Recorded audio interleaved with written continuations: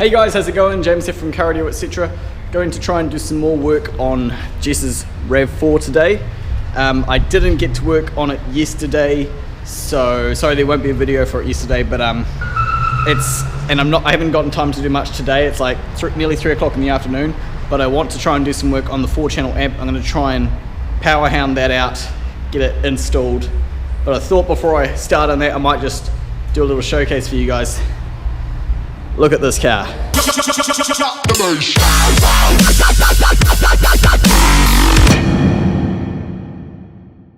This is a 1994 Nissan Fairlady Z300ZX.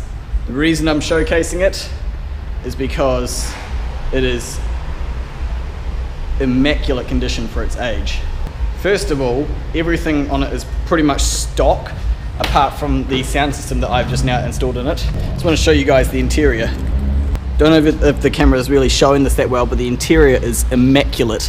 All the original Alcantara or velvet, all the carpet, the upholstery, even the vinyl of the dash, it's all in perfect condition. Absolutely amazing. It's a T-top, so you can actually remove the pieces of the roof to have it like a kind of not a convertible, but no roof sort of styles. Obviously this is aftermarket. I've put in a Pioneer MVH X395 BT. Where to reach them? Helping you get from and Rockford Fosgate P16 speakers in the front. We haven't done them yet because they're not in stock, but we are going to be putting Rockford Fosgate Punch Series 4x6s in the back as well. I know that it's a bad location for speakers, and 6x4s aren't very, you know what I mean, like they're not the best size speaker, but we're doing this car OEM style so that there's nothing custom obvious. It all looks nice and OEM as the car does now.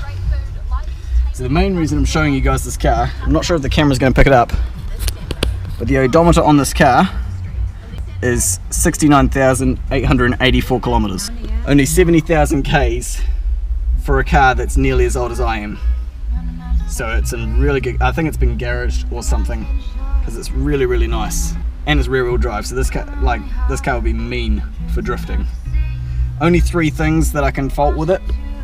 This piece is missing. I don't know if he's got it somewhere or if he's still trying to buy one, but this piece is missing. This is like the only section where the upholstery is letting itself down a wee bit. On the door it's starting to peel up a wee bit. That's the only section where the upholstery is missing. If I can find the latch. Where are you, bastard? Oh, there it is. Nissan twin cam V6 3 litre 24 valve. This is a beast of an engine. V6 twin turbo. This is all stock except for 2 or 3 things. On both sides they have replaced a piece of piping here with this steel pipe that has a blow-off valve. So he's done one there and one there. I don't know if the current owner has done this or if he bought it like this. I think he recently bought the car, so it's probably the previous owner has put these in, but other than that everything is stock. So this would be a mean drifting car. Still got the original gas struts and they still work. All the paneling is here, bar this one piece that is missing.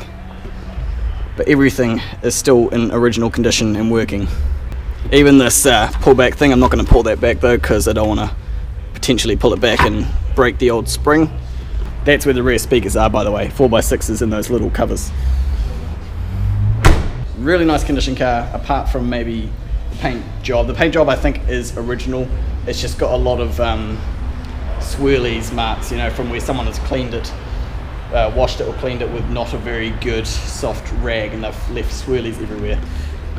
It's pretty easy to see because it's black paint. I'm not sure if it'll be coming up on the camera or not, but up close you can see it. But yeah, I just thought I'd show you guys the car just because of the condition of it, how old it is, how few Ks it is. It's really, really nice. I'm not a huge boy racer or a drifter or anything like that, but I do like and respect the fact that this car has been very well looked after. So yeah, that's the car. I'll go try and do some work on the RAV4 now. I might as well just show you what it sounds like as well, by the way. Clutch. Oh, and it's a manual as well. Manuals in these cars, apparently very, very rare, according to Grant. I wouldn't know, because these sorts of cars were not before my time, but I was a kid when these cars were all the rage.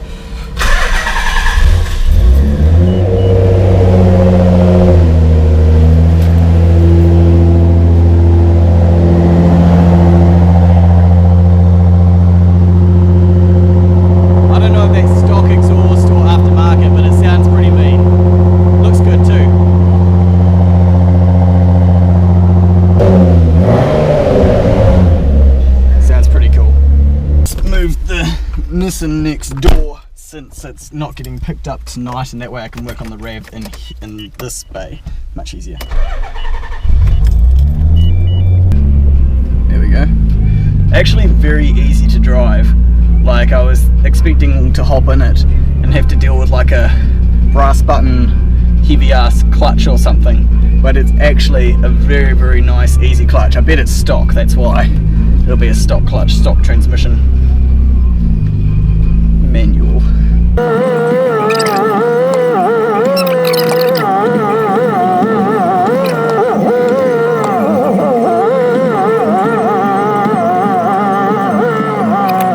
Sounds good. Alright. Turbo timer's gonna tick around.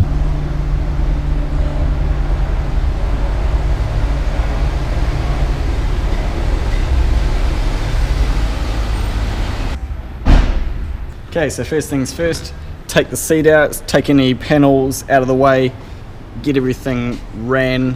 What I think I might do for you guys, rather than walking through step by step, since I am on a wee bit of a time crunch, it's now 3:15, I'll set up a time lapse and try and do as much as I can, and then maybe after I've done a decent amount, I'll walk you through what I did to save me time rather than having to stop, film a section, stop, film a section. Yeah.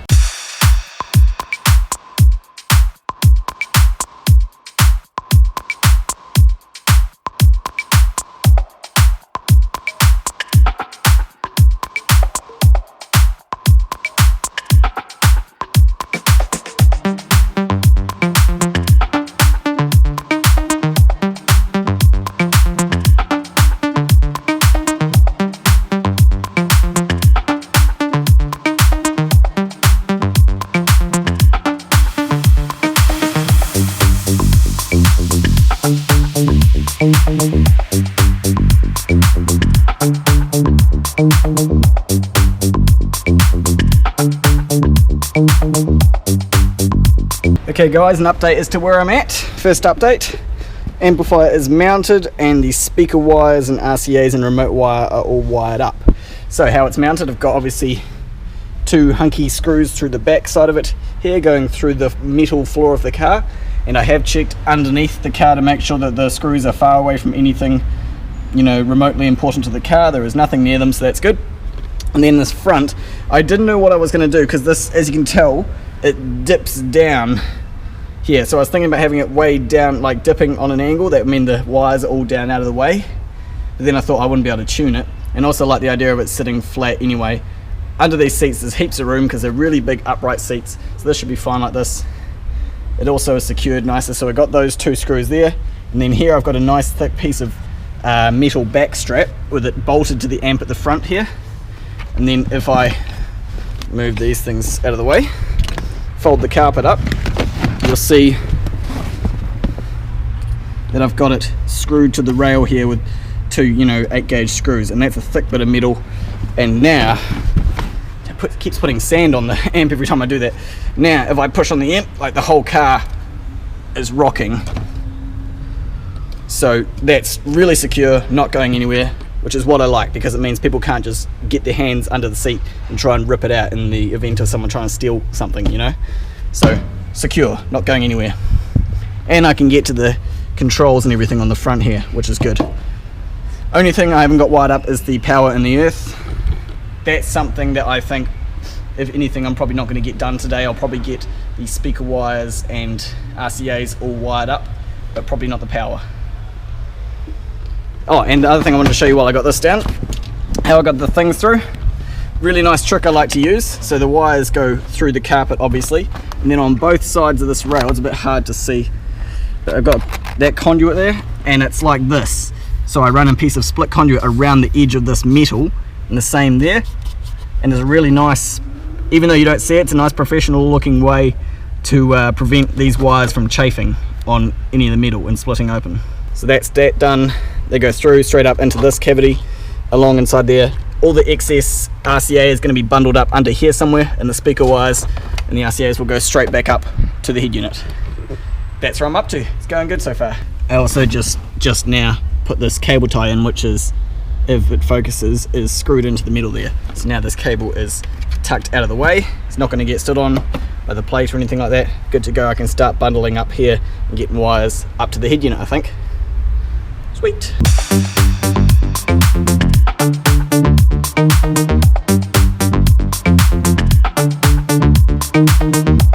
Okay, there we go. One last look at this area before I put the carpet back down. RCAs are bundled up and cable tied into position, and then they come back and meet the speaker wires, which come up and pop out the hole. So now I can fold this back. I can fold this back down and start wiring it up there. Put this back.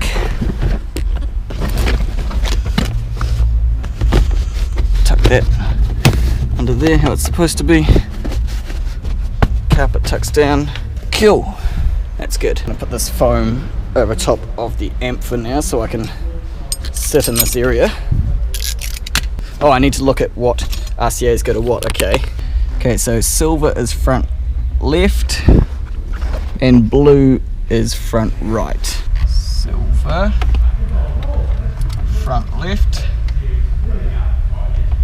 blue, front right. Right, and this head unit does have triple pre-outs, so there's still 2 free for the subwoofer amp when that goes in. Okay, there we go, the RCAs are plugged in. And the short one contains the short one contains the rear speakers and the remote wire, and the long one contains the front speaker wires. Okay.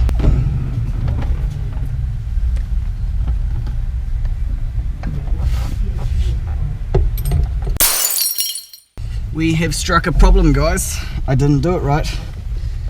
The amp is just a tiny ass bit too far to the left. Crap nuts. I can't have it there. Alright, well, I fucked up. That's so annoying. It's just this stupid barrel sticking out the side. It doesn't even do anything.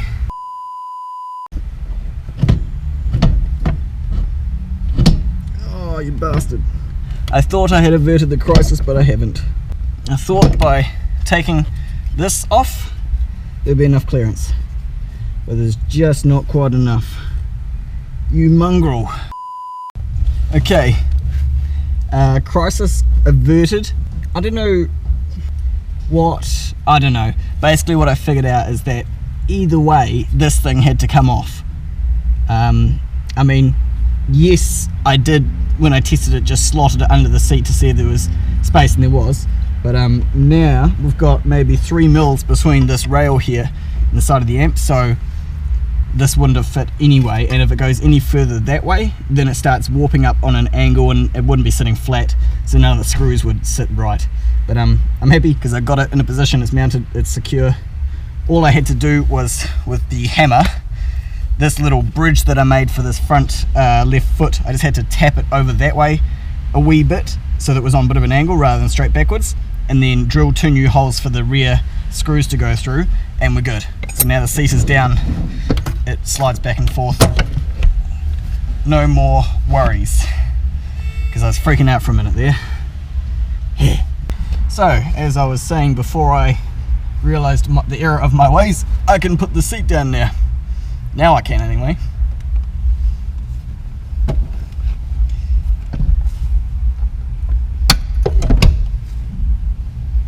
That's definitely got clearance. Cool. Usually when I do installs like this, I do prefer to have the wiring and everything like that. If it's a one-sided thing, I prefer to have it at the front of the car, behind the passenger's feet, rather than having the wiring sticking out at the toes of the people behind the seat, because they're going to be more likely to kick it than the person who's sitting on this seat. And ultimately we want to avoid people kicking the wiring. But I want to go home. The boys are upstairs having bourbon and cokes without me. I want to go do that, so I'm putting it back together as fast as I can. I really wish I had more time to work on this today. But c'est la vie.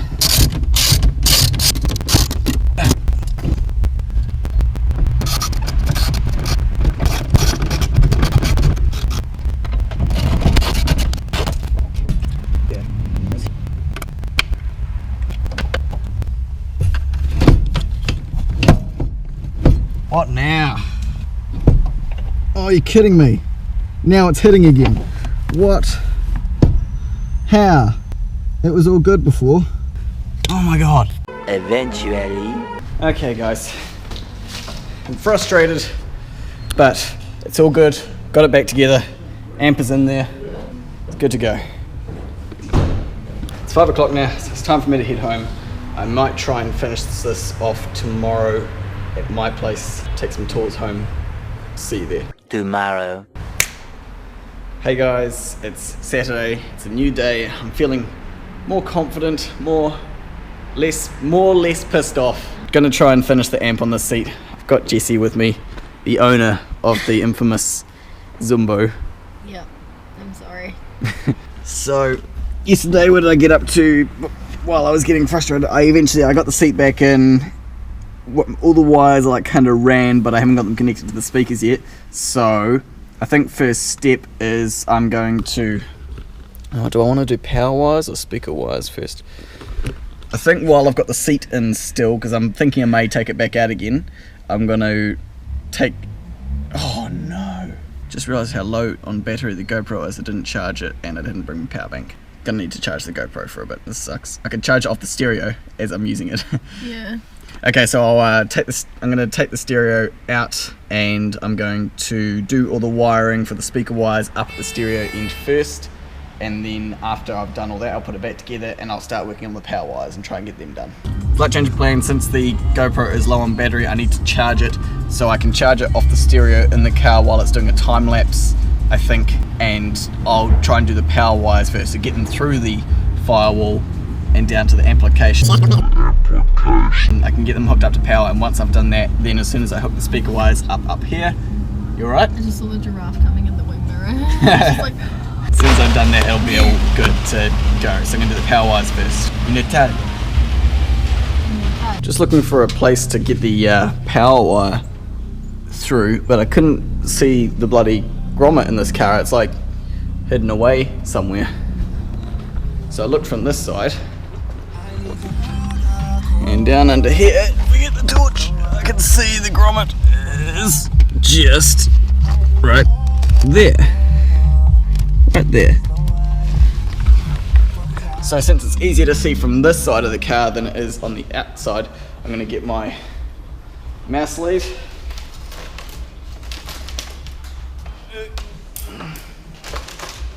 My 8-gauge bit of wire attached. And poke it through from the inside. Sit you guys up here and maybe you'll see it come through.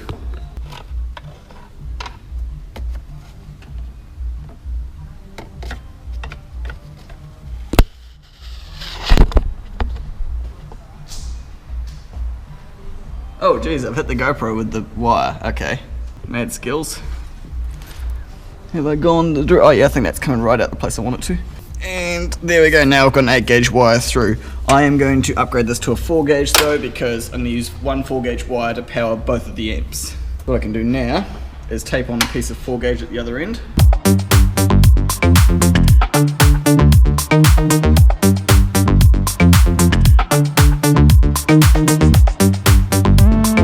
I've got Fusion on the roll. I'd prefer to use Tsunami because it's way better quality. The trick is, will this reach from the battery down to my little distribution block?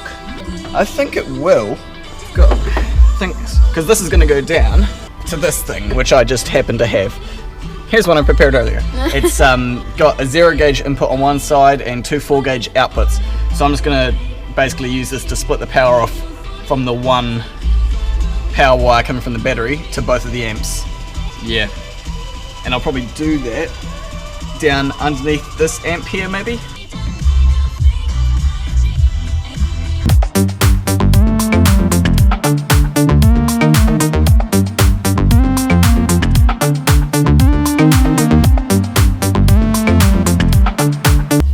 There we go, so now my piece of 4-gauge is connected to this big loom of 8-gauge, which I will now lube up with good old CRC 808, my go-to lubricant. All of my slippery purposes, and always good to put some on the grommet as well. There we go. the ammo and the entry point. Yes. Here, you just hold this so it doesn't.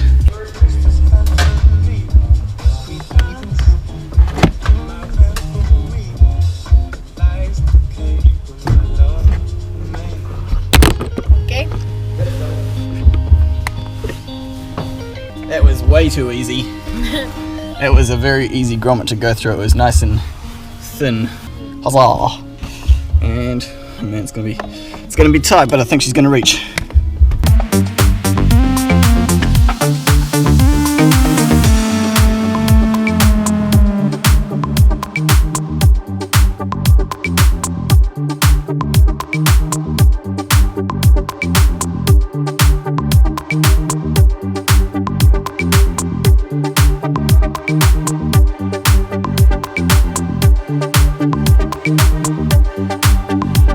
Stopping the time lapse here for a minute because I wanted to show you guys something that I'm doing, which you won't be able to see pretty much ever again. I was going to put in one of these mini A&L fuse holders, but I couldn't find anywhere nice to put it where the wire would just nicely loop up out of the grommet and come up to the positive side of the battery.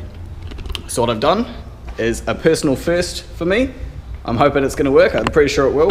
We won't know until later today because we need a special fuse.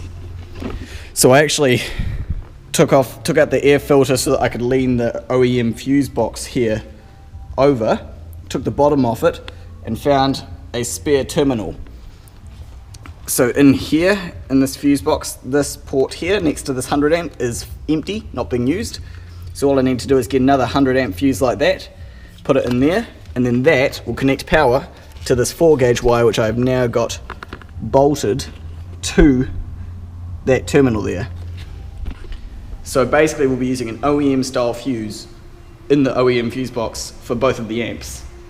The Fusion takes 40 amps and the Sony takes 50 amps, so 100 amp fuse for the whole lot, and we'll be jazzing. Only thing is we don't have any of those fuses here. I had a look through our supplies and we just don't have that style. So we'll get one from Repco when I'm finished here. Hopefully it'll work. And we'll go from there. But yeah, I just wanted to show you guys that because you'll probably never see the underside of this fuse box again. So now I have to try and get this piece, which is the bottom, back on it with this new 4 gauge cable coming out of it, which is what we're going to try and do now.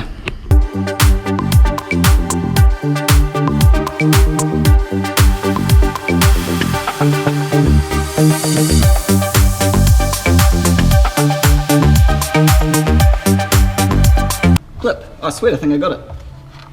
Nice. So now, there's the original wiring coming out of the fuse box. This big one on the side, by the way, is the input going to the battery. And here's the output going to the car's main harness and my piece of 4 gauge. Sweet. And I'll be able to cable tie that all to there, which I think I might do now. I'll put a cable tie around there. This is a dusty engine bay. You may have noticed it needs a good clean. Dusty and dirty. I'm really happy with this. I've only ever been able to do this sort of OEM style fuse attachment before in BMWs, where they actually have an A&L fuse bank, or a mini A&L fuse bank in the boot. But if I can do this more often in other cars, this could be a really cool style or way of doing things. Oops, dropped that. Cool. So now, put the fuse holder back in its position with this. Slides on like that. Cool. So what I need to do now is just some quick continuity test. Here's my test lamp. We know this side has power on it. Power.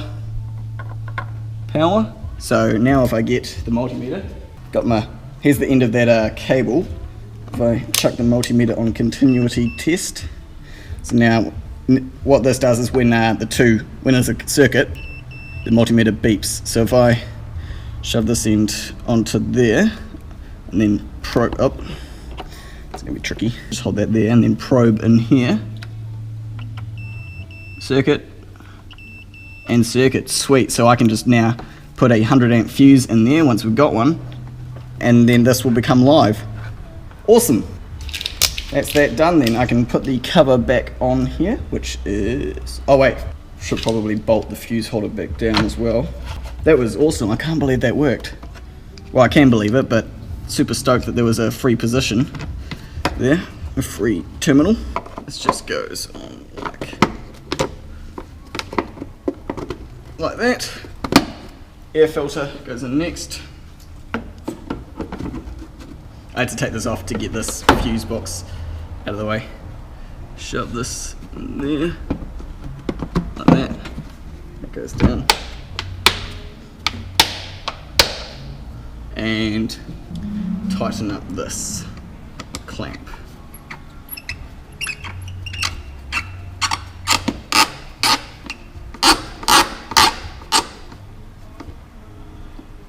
There we go.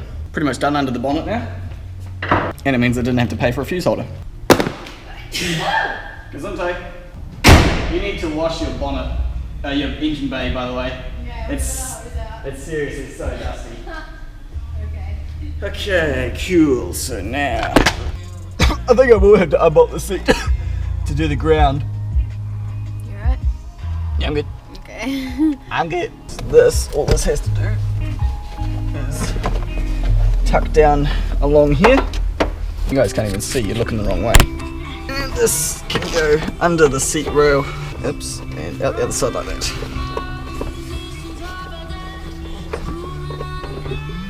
The cables just run along the bottom trough here, and then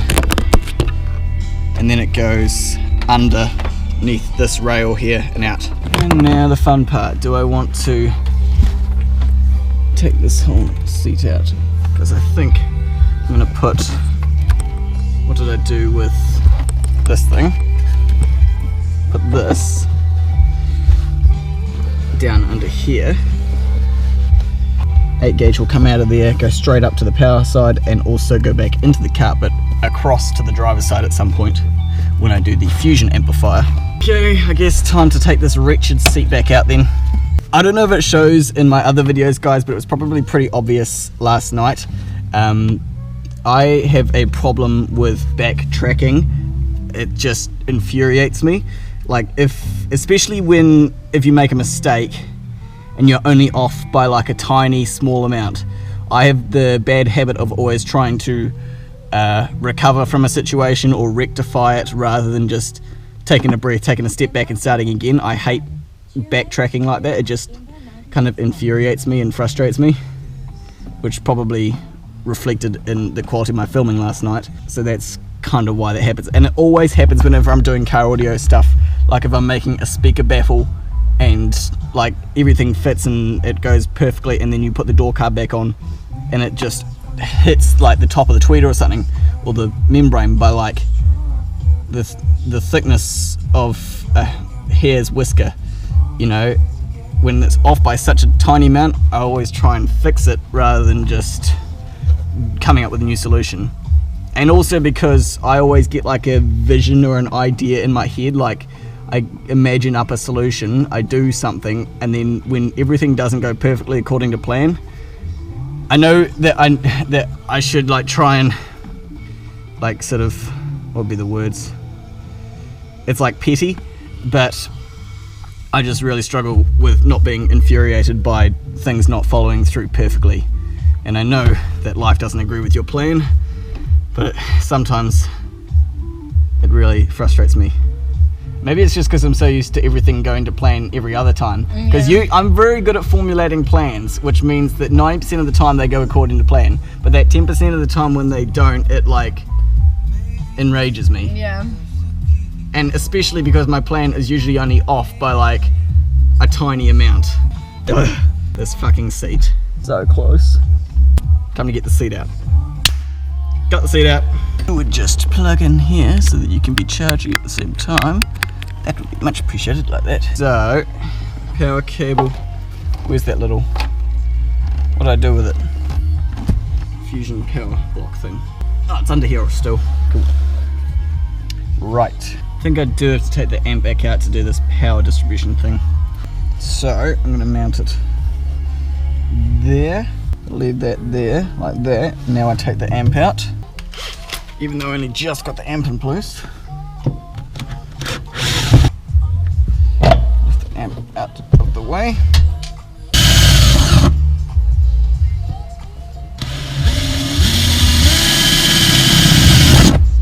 Come on, through you go. I know, you blind screws. Come on, lassie. That one's going in, so why aren't you? There we go, now she's going in. There we go, that's in place, not going anywhere.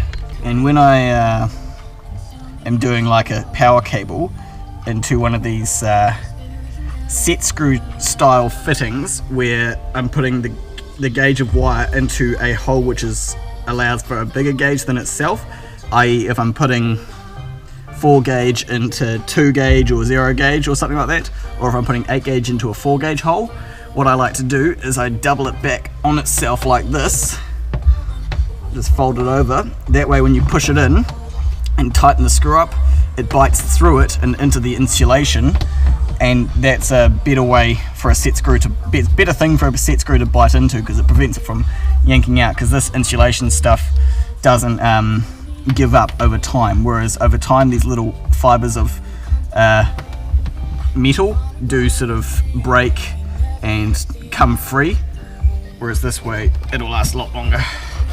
Now I just sort of gotta get this through here like that, and then we have to carefully.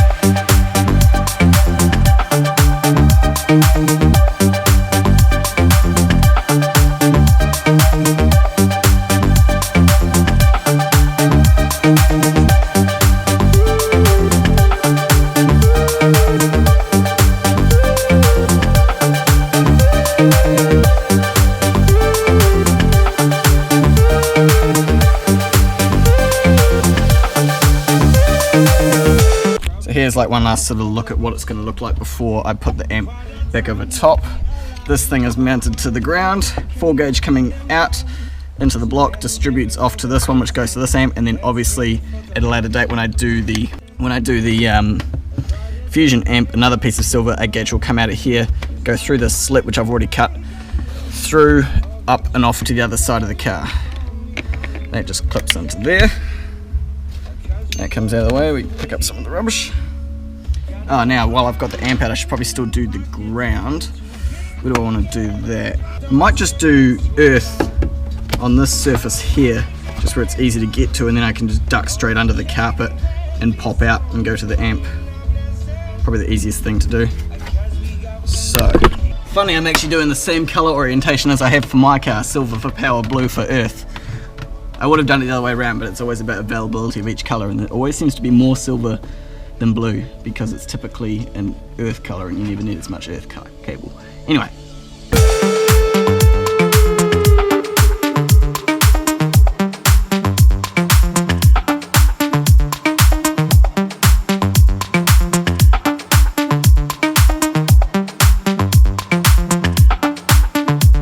Only ever go hand type with self-tapping earth screws, because with something like this you've got a lot more torque and you'll easily strip it. So hand tight is best, as tight as your hands can possibly get it, really. Okay, there's the earth done. Now I've got to make a place for it to pop out of. Probably just make a wee slit here somewhere. That's a lot longer than it needs to be, so I can just copy the length that this one is with my cutters. What's horrible is knowing that I'm going to have to take all this back out to do the wiring for the other amp. Yeah. Suppose I could, wonder if I should put a piece in now while I'm here. Is it a good idea? Maybe. Maybe I should, because I don't really want to take the amp and the seat back out to get to the, have to put the power wire in for the Fusion one. You know what I mean? Jeez, that's hard. There we go. I think I might. It makes logical sense, because I do not want to have to take the amp, the seat and the amp back out just so I can put a power wire into this block. So I think I'll do that today. Here we go. Got my power wire from the Fusion amp. This should be enough to reach from here, theoretically, all the way over to the other side to the Fusion amp. I'm going to put this in now.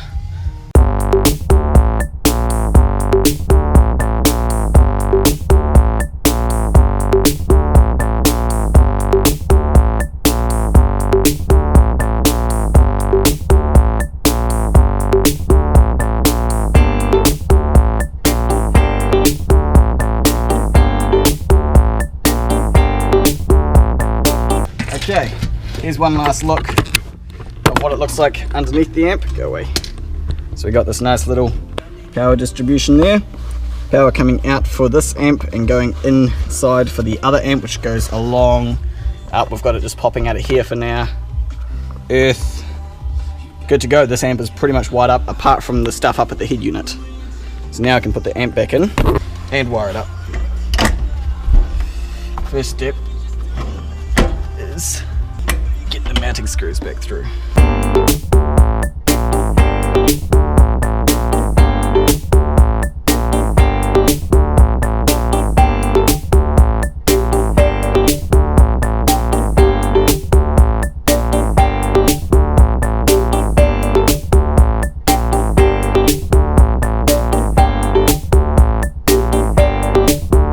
Okay, cool, so I've got the seat back in, everything is good to go.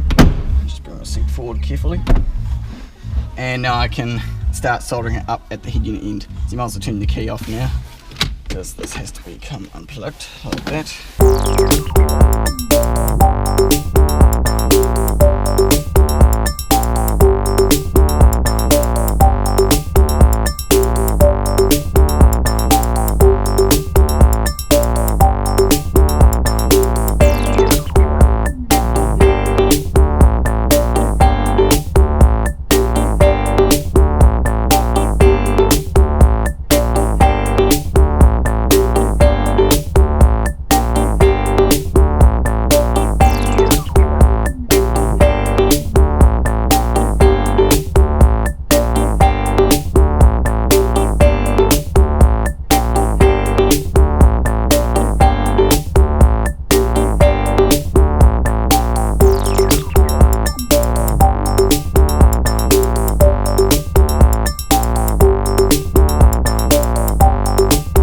Done.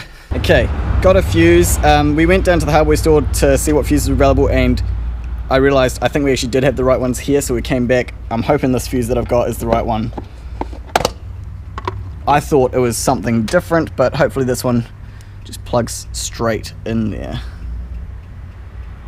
like somehow. Shouldn't spark or anything, because like it's already discharged, or charged up the capacitors anyway.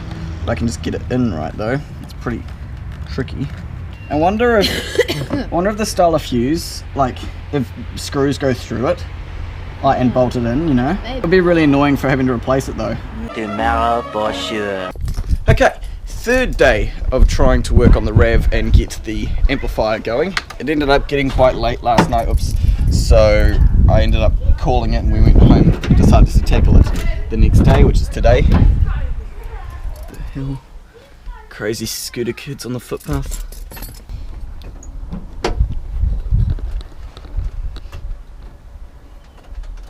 Come here, bastard. Thing. So for whatever reason, I couldn't figure it out. I wasn't able to get the fuse that we had to slot into this gap. I'm not 100% sure, but I think it's got something to do with, I don't know. I've got a feeling you guys might know this, but I don't think I've ever had to replace one of these fuses before, or the ones I have, they did just slot in.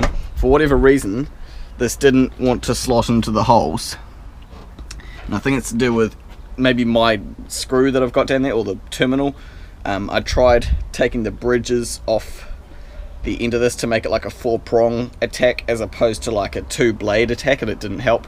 So I think I'm gonna have to try and like dismantle this fuse box to the way I had it before, where it's out here and accessible, put the fuse in, then maybe bolt it in afterwards.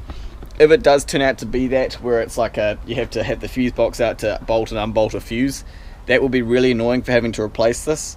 But the way I figure it, in the 5 years that I've been installing amplifiers, I've never once had to replace a fuse, like a main fuse, because of a short on the power wire anywhere, ever. So this fuse should only have to go in once and should pretty much never have to come out. But we do still need it in the event of a crash. You know, if you crash your car and the power wire sitting against the metal, can pinch it, causes sparks, causes fire, and the last thing you want is a fire if you've just had a crash. So this does still have to go in, but point being, I should pretty much never have to take it out. So let's try and get this done.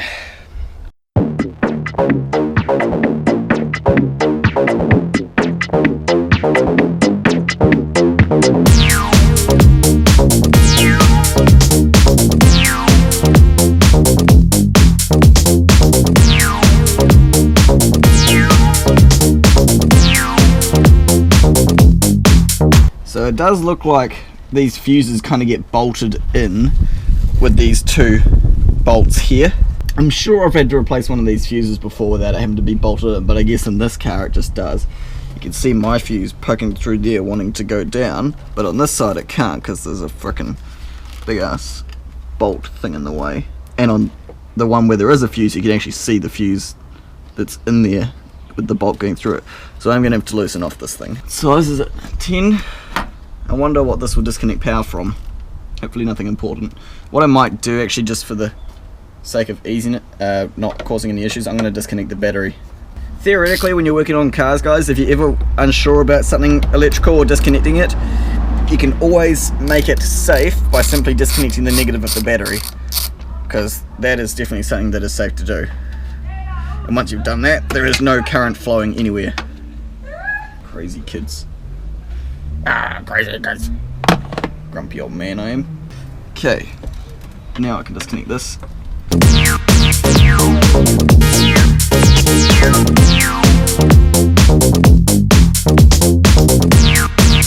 There we go.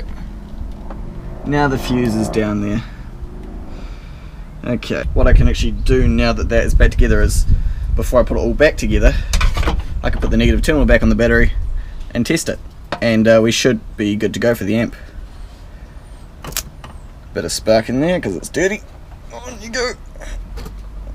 Negative terminal. Okay, cool. That's wired up, fired up. Fuse hasn't popped. Let's see if we can get some sound out of the amp. Okay. Just turn that on to ignition. Okay. There we go, we got sound. 96.1. Encourage, motivate, check all the speakers believe, going. relate. That one's definitely going. All the speakers are going, so I just need to check that I've got my balance and fader set up correctly. I got my front and rear set up wrong. Well, I just figured out that the rear bass enhancer does go through the RCA, so that's something interesting to note. Okay, so everything seems to be set up and working well. The only thing is I need to take the stereo back out and switch the RCAs around, because I've somehow gotten the rear and front RCAs mixed up. So I'll do that in a jiffy, but first I think I'll put the bonnet back together. Still very happy with the way I've done the fuse. Only thing is, you can't just go whipping it out and putting a new one in. But that's fine, because as I say, I am highly confident in my power wiring skills, and I don't think I'm going to have to be replacing it anytime soon.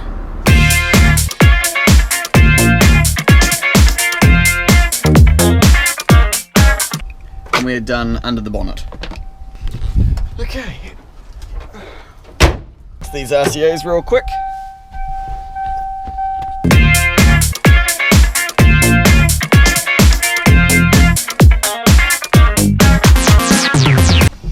Let me check something. So I've got blue at the front right. Oh, right. Okay, my bad, guys. It wasn't I got the RCAs around the right way.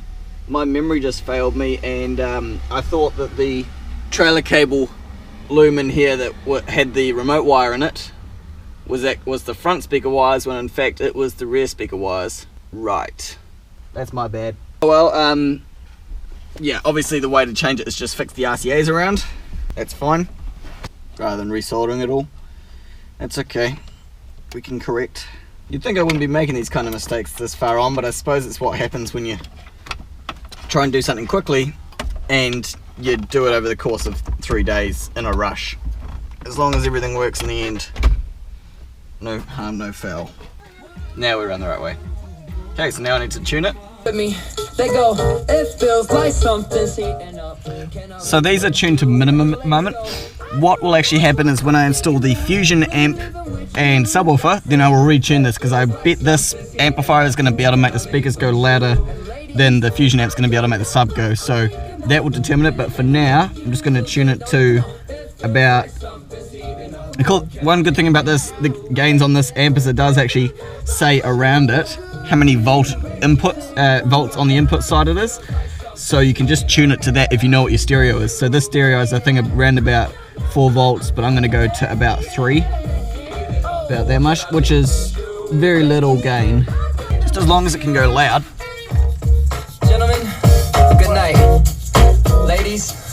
That was maximum, so it could probably go a bit louder. The water can keep getting deeper, 'cause I'll be right here staying dry.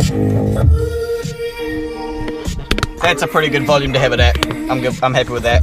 Okay. Done. Finally. Let's go get Jess. Madame? Hey. You want to come listen to your car? Sure. Sure. Jess has a cold. It's not her. She's not an ogre. She just has a cold. But as I've already told them, I'm possibly a bit too overconfident in my power wiring skills. And in the 5 years I've been doing power wires, I've never had to replace a main fuse before. So it should be fine. Okay. You shouldn't ever have to replace that fuse. Alright, chuck it on.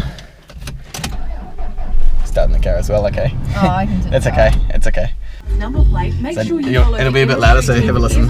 Turn to a station. Oh, you've lost all your stations again, Oh, sorry. yeah, So you okay. can,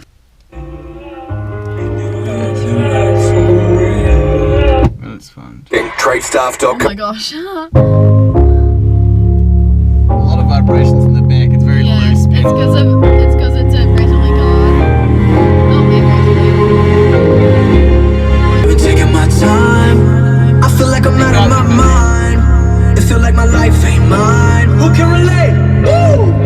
I've been on the low, I've been taking my time. I feel like I'm out of my mind. It feel like my life ain't mine.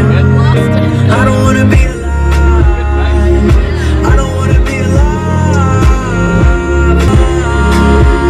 I just wanna die. And let me tell you, I had a place to call home. maximum. I never had a home. Ain't nobody But the amp is like nowhere near turned up. Yeah, really? No. Oh my god, how does that? What? The amp is turned up to like maybe 20-30%. Seriously? Does that mean it goes like louder? Way louder. It can put out way more power. This amp It's is unnecessary though, this because it's amp like is deafening. It's funny because the amp on its specifications, it's quite old, an old amp. It's rated to 65 watts RMS, Yeah. but it goes way louder than, I don't know. It goes ridiculously loud for an old amp, even though it's only rated to 65 watts. Yeah. Which is funny because my amp is rated to 100 watts RMS. Yeah. The channel. I feel like this is louder, but it could be due to the fact that, see, the thing is with my speakers, like the clearer your speakers are, the louder it doesn't seem. And my speakers are super high in clarity, so it doesn't Yeah. seem that loud, Yeah. you know? Yeah, I know what you mean. Whereas this has just got a lot of loudness and distortion and noise coming through. Yeah. But that's okay because it still sounds clear enough that it's not painful to listen to. Yeah. It doesn't sound distorted, but you know it's distorted when you can't really talk over it. Yeah. It's like secret distortion. Sneaky. Yeah, what do you think? Does it sound good? Yeah, it's good. I'll retune the amp once I do the subwoofer, and it may result in it being a bit quieter. It depends on how much power the Fusion amp can put out. Yeah. Because I'll tune that first, get the most out of your subwoofer, and then tune the speaker amp to match, since we know this Yeah. one has more than enough power to give.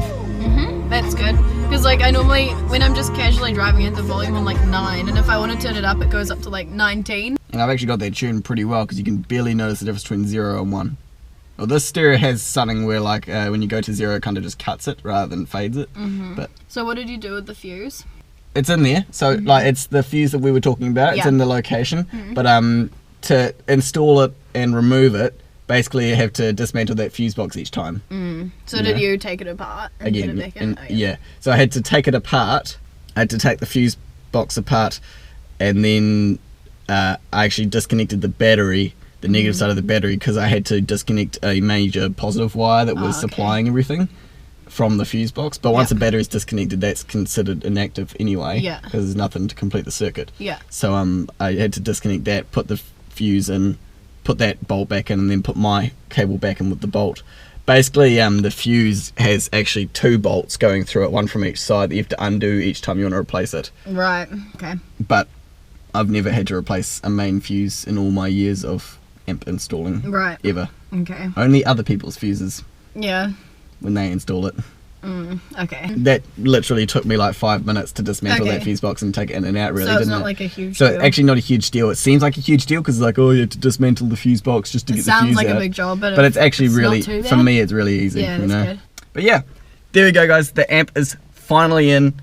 Couple of major setbacks. First being the seat not sitting in right, but as you can see, it's all good now. I can move my seat back and forward safely. I just have to be aware that there is an amp under there, and I don't want to go like sliding around like too crazy and like yanking on the cable too much. I just want to, you know, if I do have to adjust the seat, which I shouldn't have to very often, because this does have good rear foot room for rear passengers that we rarely take anyway. Well, I mean, I just have to be aware that there's an amp under there and that it is very close to the seat. But like I say, if we are just careful, there's no worries there. The other issue was, obviously you guys know, the fuse was a bit of a hassle. It's taken me like not three whole days. I've had like, Friday was like less than a half a day. Saturday was less than a half a day. And today I've spent like 5 or 10 minutes on it. Yep. So it's basically been a day's work. Oops. Yeah, it's in, it's sounding good. Thank you guys for watching. The next step will be the Fusion amp and subwoofer once I get a box for it. The power wire is actually already run for the Fusion amp. We found a nice wee place to hide it. Down in there, it's just bundled up. So it's already run under the carpet up to this secret little cubby here. Taped up so it's not live or anything like that. Well, it is live, but it's taped up. And then I can just take the driver's seat out, run that stuff under the carpet down to the Fusion amp, and it's good to go. That way this seat never has to come out again. Yeah. Yeah, this is a yay. So yeah, let me know what you guys think of it. It sounds really cool in here. There's actually, when I first started driving this car as a kid, because my first car was a 1995 Suzuki Escudo, which was like a same size and shape sort of car, but by Suzuki. It was a bit more square. It's more like full drive trucky looking, but it wasn't anywhere near as big as a Tirana or a Land Cruiser or anything like that. It was just like small truck. Occasionally, I would drive that quite a lot, but occasionally I would drive this to hockey practice, you know, when I got my restricted license. And I always loved the sound of this car way better than mine, because my car had little 4-inch speakers all the way around. This car has 6-inch speakers all the way around, and now with 4 Rockford Fosgate speakers and an amp, it's sounding pretty damn bassy in here. But it does rattle a lot in the back. The front doors are pretty good. They're like not rattling at all for the power with the power speakers in them. But the back, there's a lot of rattle coming from, I think, those cubby holes and the great big panels of plastic. There's a lot of power in that speaker back there, and it's just causing the car to rattle. The only way you can fix that is sound deadening. Sorry, I'm not going to sound deaden the speaker. It's okay. I don't think it's necessary. No. Also, I figured out the rear bass enhancer does go down to the rear channel on the RCAs, so we could have that on, but I don't think it's actually necessary now that we've got the amp driving it even more powerfully. So I think I will run them full range and have to install the tweeters at some point. Yep. That'll be another thing I have to do, guys. I'll install the tweeters at some point, run them full range facing forward somehow. And yeah, that'll be it. No rear bass enhancer confusion. But I stand by my word that it was worth having the Power Series better speakers up the front and the middle series speakers, the punch ones, down the back. There's no point in having a really nice Power Series tweeter down low in the boot. It just doesn't make sense. So the punch series components at the back, the coaxials at the front, I'm happy with that decision. I think you're happy with it too. It's super loud in here, so having the tweeters up high I don't think would have made it much more louder anyway. It sounds good. So thank you guys for watching. Hope you guys have enjoyed this video. Let me know if you like seeing my stuff ups or not. I'm happy to not include them, but I just try to be honest with you guys. Shit does happen, but as I said, I think earlier yesterday, I struggle really badly at, you know, not rectifying situations. I was trying to recover from them. I think I have successfully recovered from that, because I have followed through with my original plan. I didn't really have to move the amp that much, and I did get that fuse in. I didn't just backtrack and fix it, so I did succeed. But it's just stressful for me. So yeah, let me know what you guys think of this video. If you enjoyed it, hit the thumbs up, share it with your friends, and also I haven't said this in a while, but if you guys wouldn't mind just checking out my Patreon page and maybe thinking about supporting me, or at the very least just following the page. It's free.